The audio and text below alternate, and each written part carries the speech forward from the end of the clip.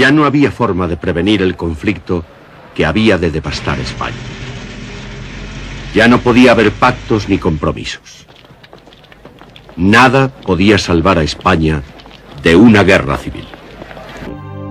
Automáticamente, el alzamiento se transforma en guerra civil, una guerra que duraría 32 meses y costaría cientos de millares de víctimas.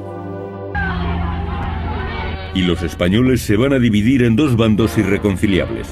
Por un lado el bando del Frente Popular, donde se unen para defender la revolución marxista, una parte mínima del ejército, la Guardia de Asalto, parte de la Guardia Civil, los anarquistas, comunistas, socialistas, nacionalistas catalanes y vascos, y los republicanos.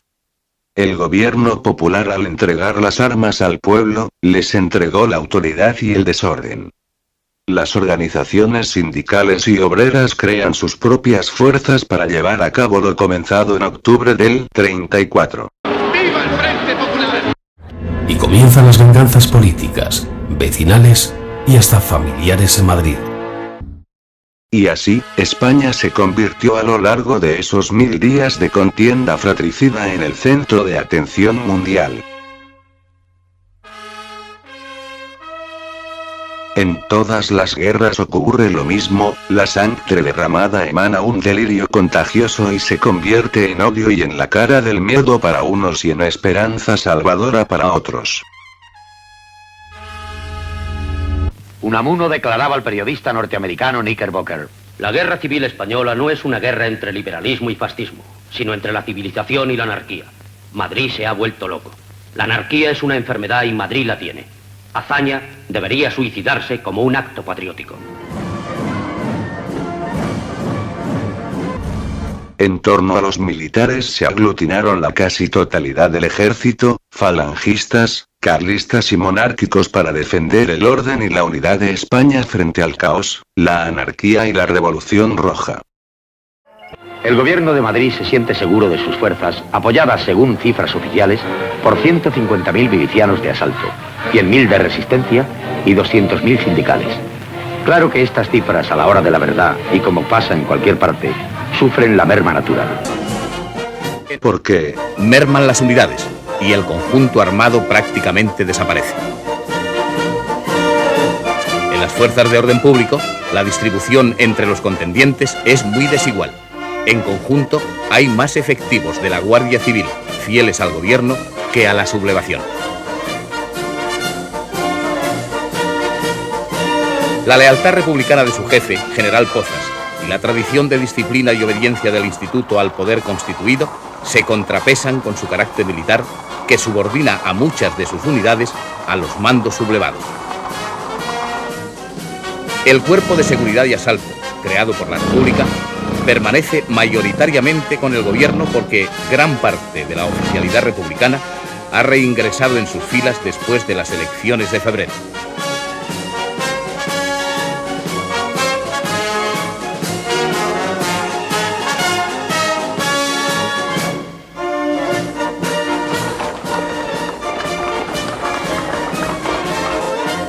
Los carabineros no son una fuerza resolutiva porque sus 15.000 hombres se encuentran diseminados en pequeños destacamentos a lo largo de costas y fronteras.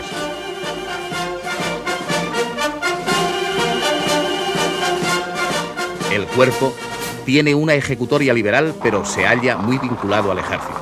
En conjunto, es un número mayor el que permanece leal a la República.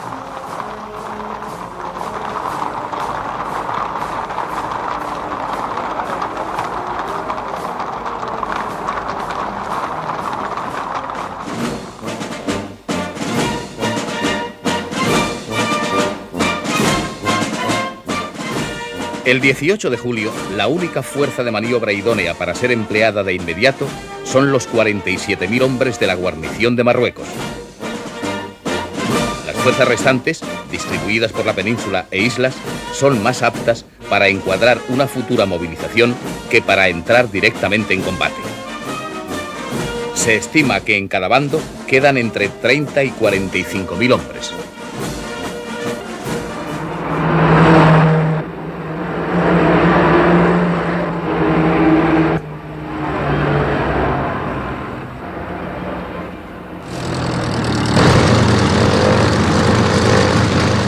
En la aviación, aunque el número de aparatos existentes el 18 de julio es relativamente elevado, no cuenta con medios eficaces.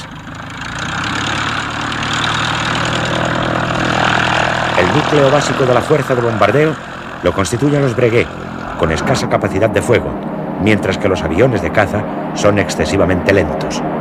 Predominan avionetas y aeronaves de reducida utilidad militar.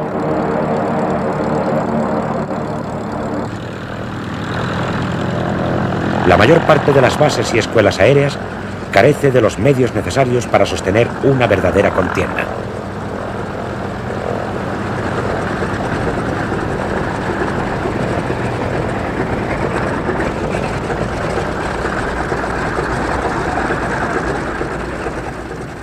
Gracias a la acción del general Núñez de Prado y del comandante Hidalgo de Cisneros y al republicanismo de muchos aviadores, el número de aparatos a las órdenes del gobierno está en una proporción estimada de 2-1 a su favor.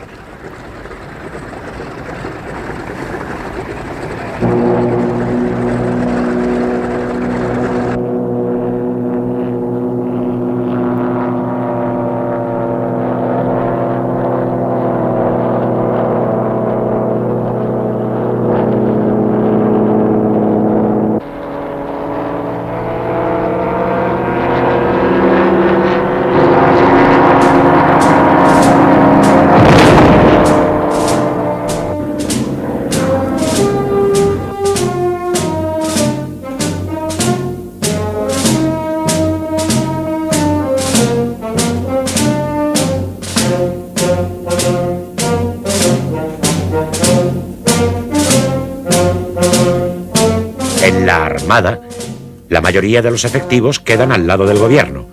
Un acorazado, 3 cruceros, 14 destructores y 12 submarinos, además de un amplio número de unidades menores.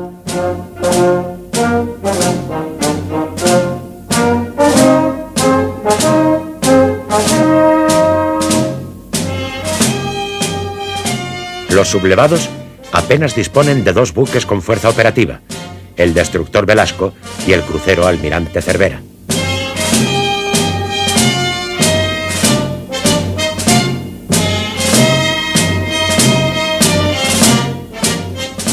La base naval de Cartagena permanece fiel al gobierno.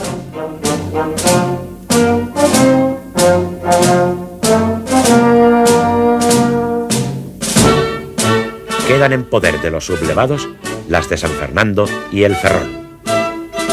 Esta última es especialmente significativa, pues en ella se encuentran en construcción los cruceros Canarias y Baleares que pronto entrarán en servicio.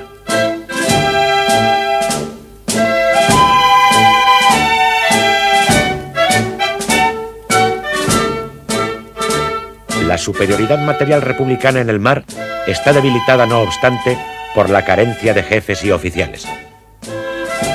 En su mayor parte han intentado sublevarse, si bien la marinería lo ha impedido. La flota se halla en manos de los comités de los barcos o de algunos mandos subalternos. El gobierno tardará meses en establecer un mando único efectivo. El bando nacional atrae a soldados alemanes, legitimistas franceses, católicos irlandeses, rusos blancos, polacos, anticomunistas húngaros, fascistas italianos y viriatos portugueses. Además de los regulares marroquíes, militarmente controlados por oficiales españoles, participarán en toda la contienda. Los que vienen a defender el Frente Popular Republicano se aglutinan en las llamadas brigadas internacionales. Hombres de todo el mundo se alistan para luchar por el ideal comunista. En su mayoría son de origen europeo, aunque también los hay norteamericanos, hispanos y algún asiático. Según Salvador de Madariaga, lo peor de cada casa y de cada pueblo.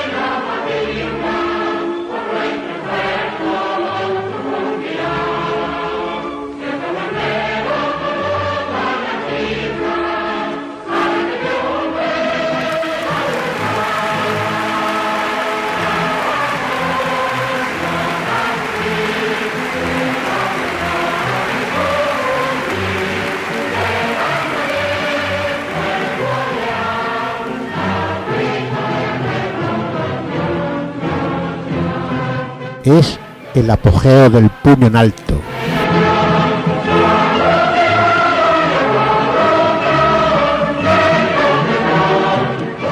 Y la instalación de los vales, la incautación, el control y la requisa. Y la impunidad del comité.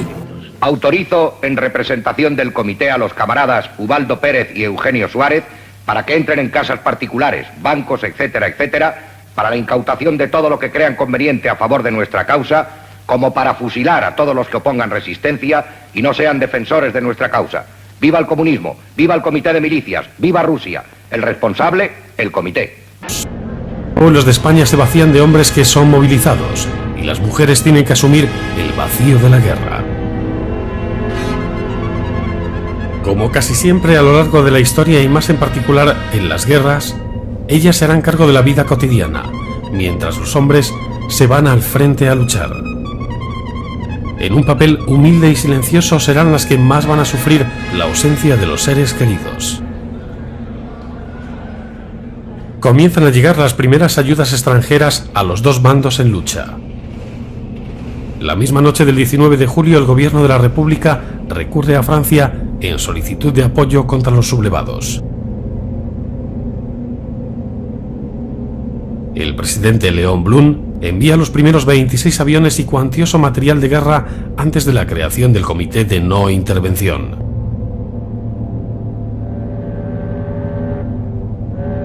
La primera entrega se produce el 24 de julio y el gobierno de la República autoriza la venta de 1 millón de libras esterlinas, oro, para el Banco de Francia. En Praga, la Tercera Internacional crea una brigada de voluntarios antifascistas con 5.000 efectivos. Se decide donar a la República 1.000 millones de francos y abrir una oficina en París para reclutar brigadistas que quieran combatir en España. El gobierno británico en las primeras semanas de guerra no toma medidas para impedir los envíos de aviones de transporte que llegan a ambos bandos. Nacionales y republicanos recurren al mercado civil británico.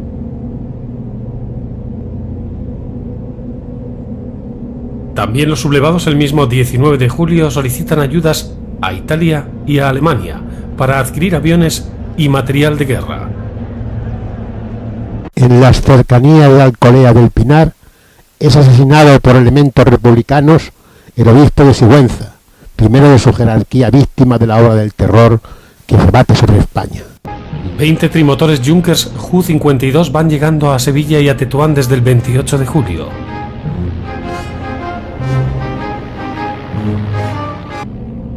El 30 de julio salen de Cerdeña 12 aviones rumbo a Melilla. Llegan a su destino 9.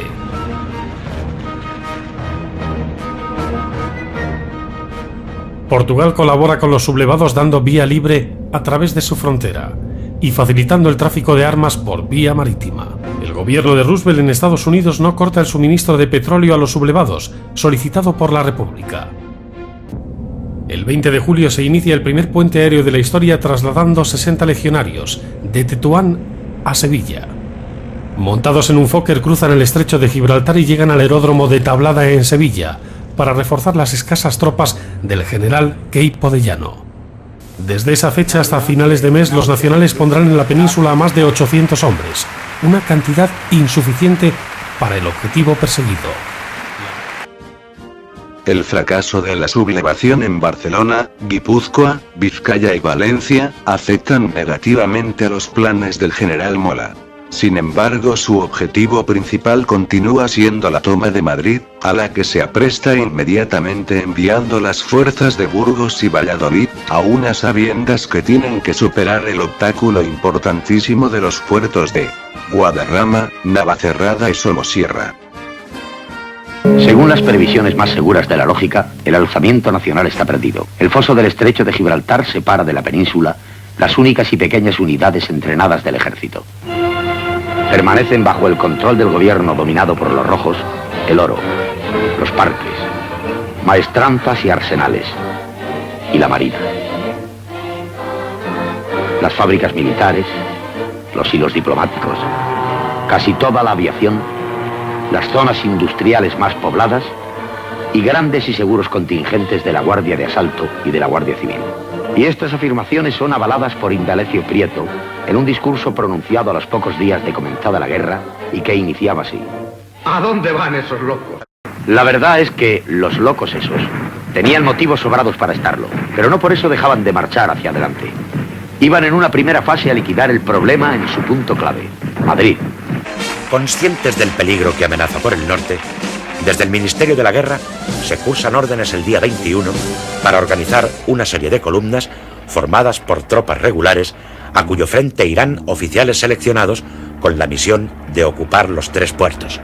Estas unidades fueron organizadas por el Partido Comunista con anterioridad a la propia guerra. Mandada por el coronel Enrique Castillo, parte hacia el puerto del Alto del León, en Guadarrama, una primera columna. En ella, además de fuerzas regulares, marchan grupos de milicianos, entre los que figura Juan Guilloto, alias Modesto. El 21 de julio, ocupan el puerto.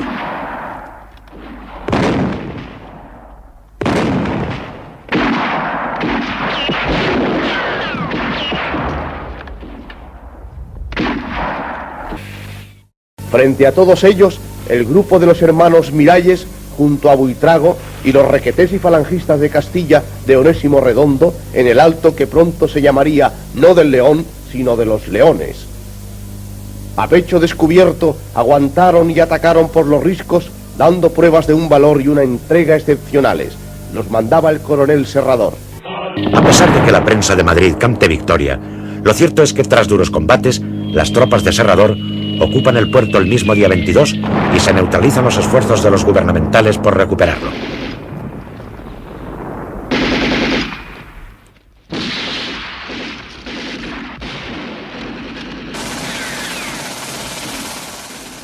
A partir del día 25, el propio general Riquelme toma el mando de la columna, intensificando los ataques. Pero la contraofensiva, dirigida por el general Ponte, no consigue forzar el paso hacia Madrid.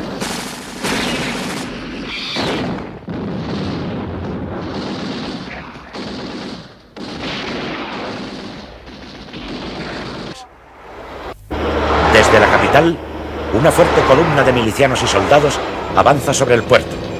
Está dirigida por el teniente de aviación José María Valle González y el capitán de la Guardia Civil Francisco Galán. Tras unas escaramuzas, la columna republicana diezma a las milicias de Miralles y toma el puerto el día 22.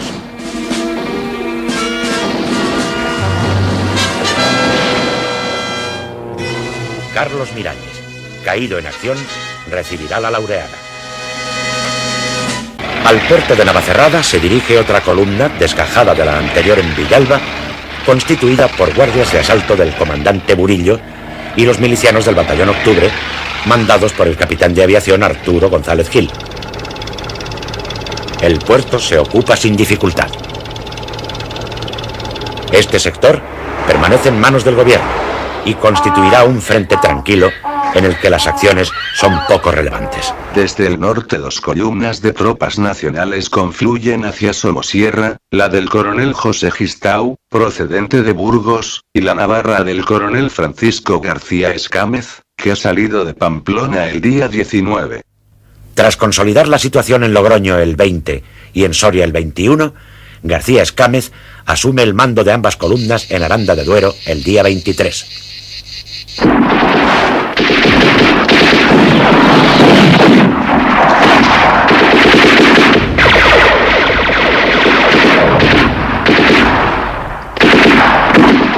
El 25 vence la oposición republicana y toma el puerto de Somosierra.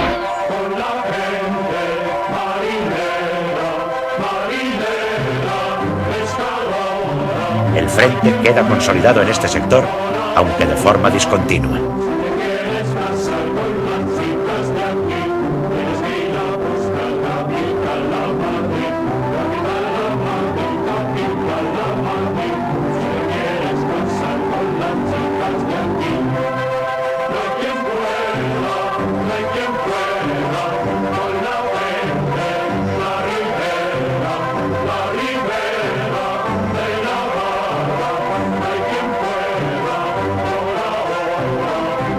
Desde Madrid, una columna gubernamental, mandada por el teniente coronel Julio Mangada, avanza en dirección noroeste hacia la Sierra de Gredos con la intención de crear una cuña territorial que consolide la separación entre las zonas norte y sur de los sublevados. La columna, que recibe la visita de Casares Quiroga, alcanza Villacastín el 24 de julio.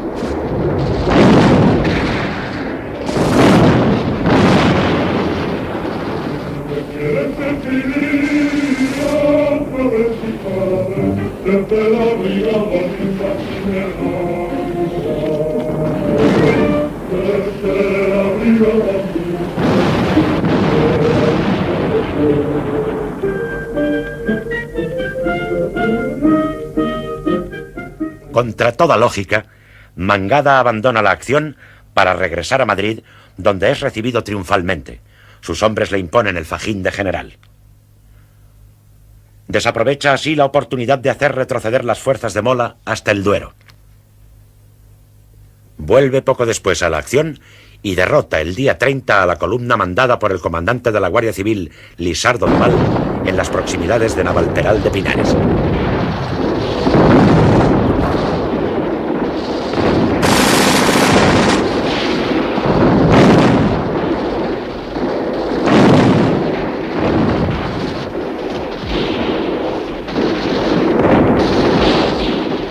Pero no sabe sacar provecho de su superioridad y da tiempo a que los refuercen la zona abulense y el frente se estabilice.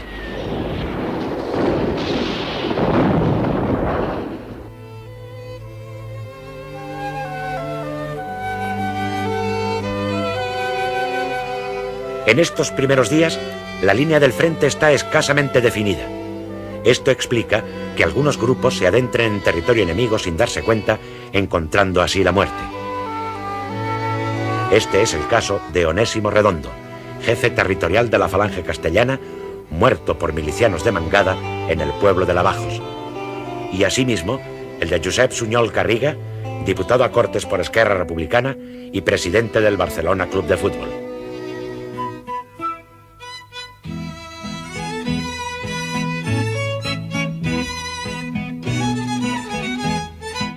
La rebelión militar ha sido vencida en Barcelona y dominada en toda Cataluña. El entusiasmo de las masas populares se desborda. Calles y plazas son invadidas por multitudes que, enarbolando banderas, especialmente la rojinegra de la CNT-FAI, celebran la victoria. Predominan los milicianos vestidos con el mono azul proletario, muchos con el pañuelo rojo o rojinegro anudado al cuello.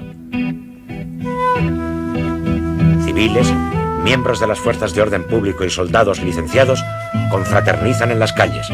Se les unen los delincuentes liberados de las cárceles.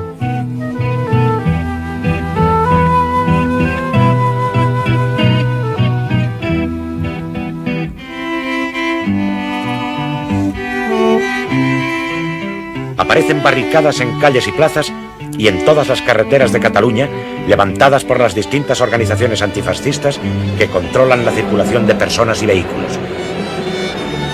El gobierno de la Generalidad es a la vez prisionero, cómplice y lacayo de la CNT-FAI.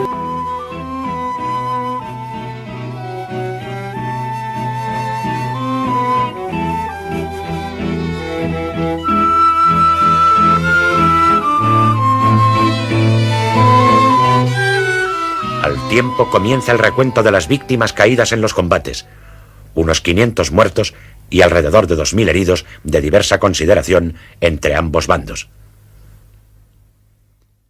El crecido número de víctimas entre los combatientes civiles provoca en las masas populares una profunda hostilidad contra los sublevados que es aprovechada por elementos incontrolados. La rebelión militar ha sido vencida, pero ha desarticulado por completo los resortes del orden público. Miles de personas han recogido las armas abandonadas por los rebeldes en los cuarteles. Los locales de las organizaciones o personas consideradas favorables a los sublevados son asaltados o incautados. También se ocupan los periódicos de esta significación. Se multiplican los registros y detenciones por grupos ajenos a las fuerzas de orden público. La impotencia de estas es aprovechada por los saqueadores. Los anarquistas toman posiciones y dan una nueva fisonomía a la ciudad catalana que se ve sumergida en una febril actividad bélica que está muy lejos de su tradicional laboriosidad industrial. La masa se dedica nuevamente a profanar, saquear e incendiar, justificando así la bajeza de sus instintos. Insultos, calumnias y la tea incendiaria no se detienen ni ante lo más sagrado. En el manicomio de Santa Eulalia, y ante el pretexto de la búsqueda de enemigos ocultos, se profanan unas sepulturas, cadáveres momificados y sus huesos resecos.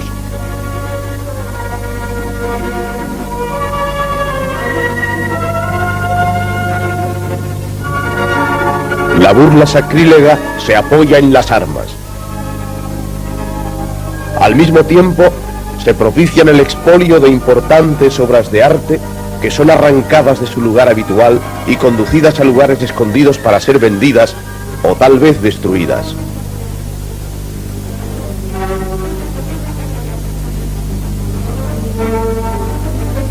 La agresión al arte y a la religiosidad del pueblo culmina con el amontonamiento de imágenes y objetos de culto para ser quemados sin el más mínimo escrúpulo, lo que viene a demostrar una vez más la falta de perspectiva histórica de la masa incontrolada.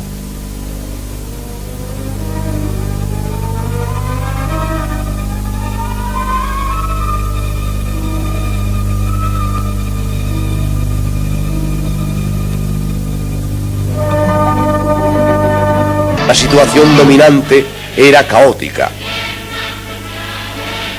Por ello, el proletariado de Barcelona envió las primeras columnas de voluntarios.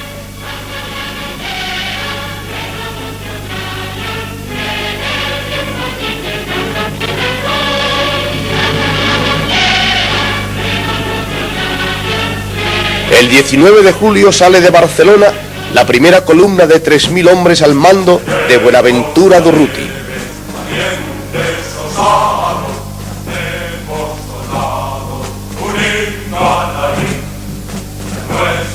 Las siglas de la CNT y de la FAI aparecen repetidamente en las cajas y puertas de los camiones que han sido requisados y en las paredes de edificios y fábricas.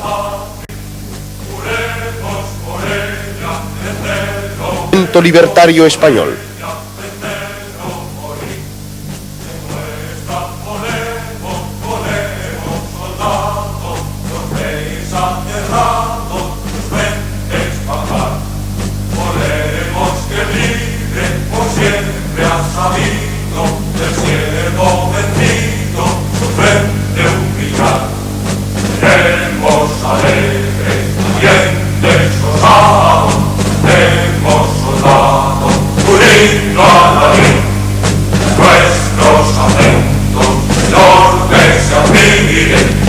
El objetivo de la columna Durruti es acudir en ayuda de Zaragoza, donde aún quedan focos de resistencia.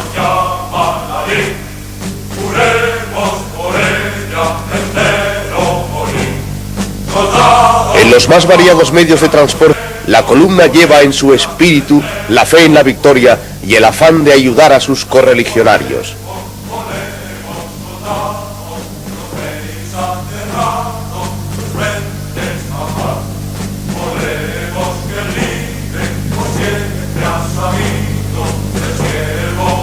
Buenaventura Durruti atiende personalmente la buena marcha de la columna.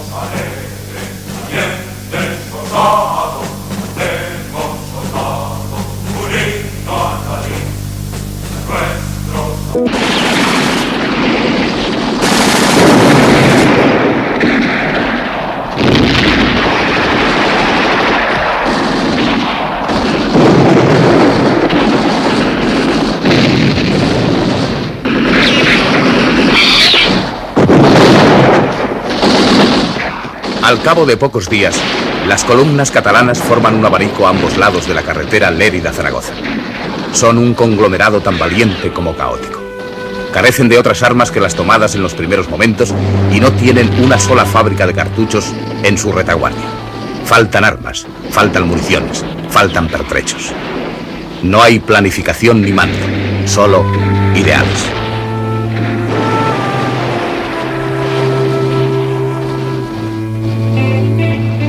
En este entusiasmo, los escasos militares leales a la República apenas si consiguen papeles secundarios de asesores y con frecuencia se les considera sospechosos. Los milicianos no están ya en la revuelta o en la barricada. Las posiciones organizadas por los militares rebeldes en el frente resisten sin dificultad. Sobre el estallar brillante del sol en los rastrojos, los milicianos son blancos perfectos. Vestidos con sus oscuros moros de obrero, tocados con gorros negros y encarnados, las balas los derriban.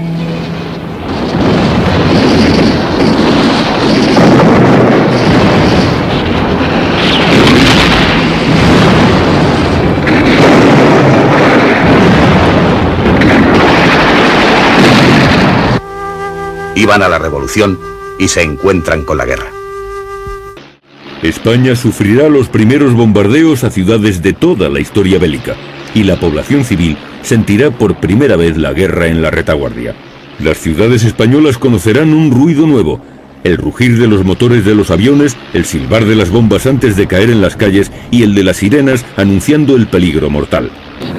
Bombardean encarnizadamente las plazas africanas y, por si fuera poco, el gobierno de Madrid anuncia orgullosamente eficaces bombardeos aéreos en una sola jornada sobre Zaragoza, León, Cádiz, Sevilla, Melilla y Ceuta. Esto sucede entre el 26 y 27 de julio con la ayuda francesa de Cot, ministro de Aviación del Frente Popular, y Malraux, escritor comunista entonces.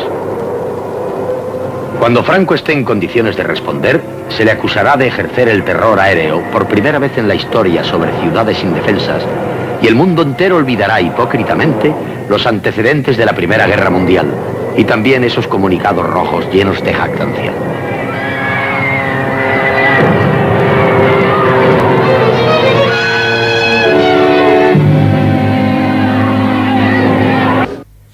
La noticia del bombardeo sobre Zaragoza afecta emocionalmente a las masas cenetistas, dada la importancia del anarcosindicalismo en la capital aragonesa.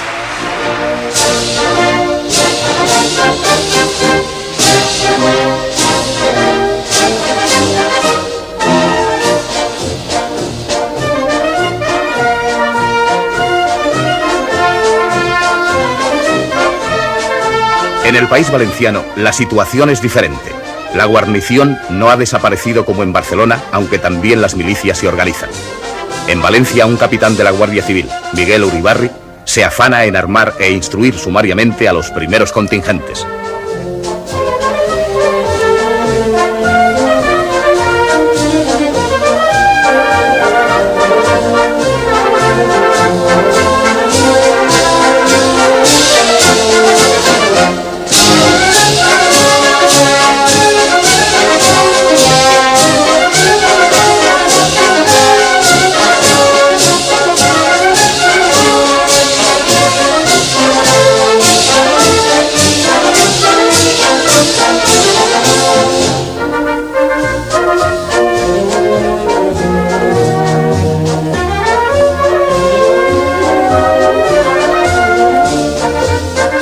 Columnas mixtas de soldados y milicianos salen por las 3 rutas de Madrid, Teruel y Albacete.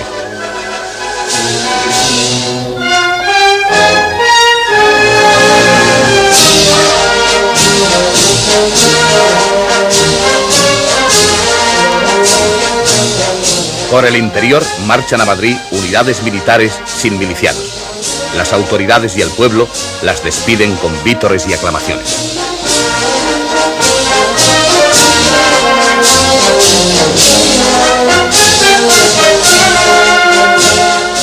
Desde guarniciones menores como Alcoy y Játiva, también salen columnas hacia el sur.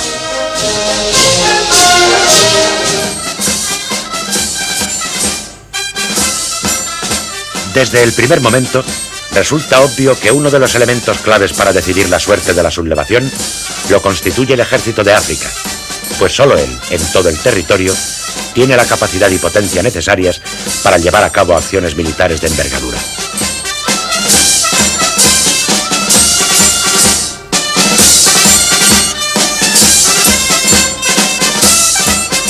De aquí que su transporte a la península resulte tan vital para los sublevados como para la República el evitarlo.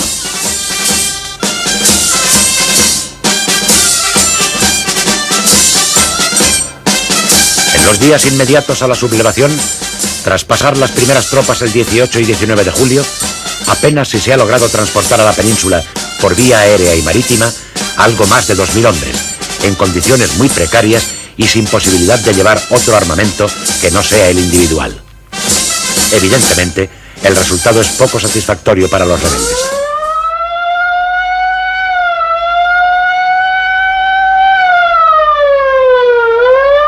Consciente de ello, el gobierno republicano ordena a las unidades navales que se concentren en Tánger con el fin de controlar el paso del estrecho y mantener inmovilizado a Franco en Marruecos. Pero Franco emprende una ofensiva diplomática ante el Comité de Control de Tánger, consiguiendo que casi todos los buques gubernamentales abandonen este puerto el día 23, tras la solicitud cursada a Madrid por las autoridades tangerinas. La base operativa de la flota republicana se establece en Málaga, con lo que el bloqueo del estrecho no puede ser tan efectivo como antes. En cualquier caso, para los sublevados, el paso se ha convertido en necesidad imperiosa. Franco decide intentar el transporte por mar de un importante contingente de tropas y armas el 5 de agosto. Una fuerza aérea en la que se cuentan aparatos italianos y alemanes se encargará de mantener expedito el camino.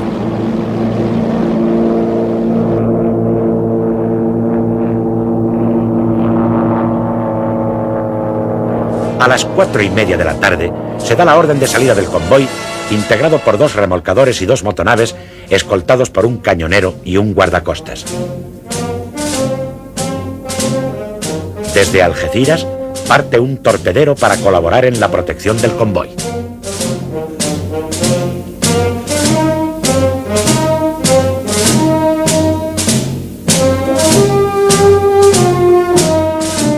estrecho de Gibraltar es testigo de los combates entre la marina y la aviación de ambos ejércitos.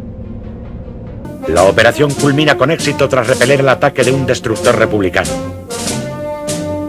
Pasadas las 6 de la tarde, el convoy llega a Algeciras transportando un fuerte contingente de tropas con toda su impedimenta de guerra y un importante volumen de material.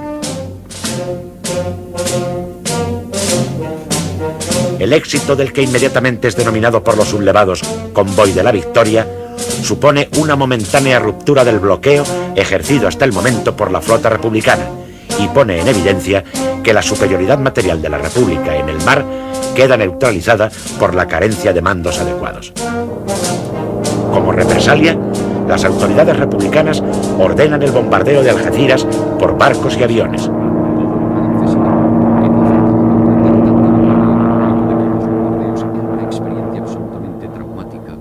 El bombardeo efectuado por el acorazado Jaime I desde el interior de la bahía es especialmente violento. Los destrozos causados en el muelle y la ciudad son considerables. Pero los resultados prácticos de la represalia son escasos.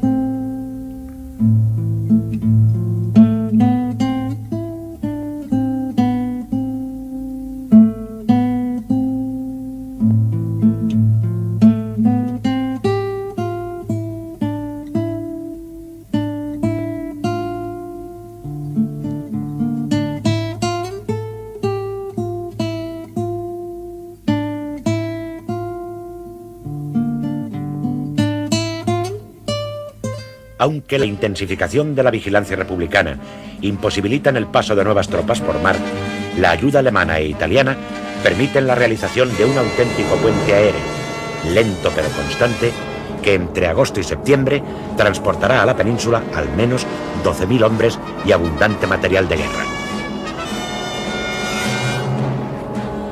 Franco consigue así el primero de sus objetivos estratégicos. José María Pemán exaltará sus logros en versos sumamente reveladores.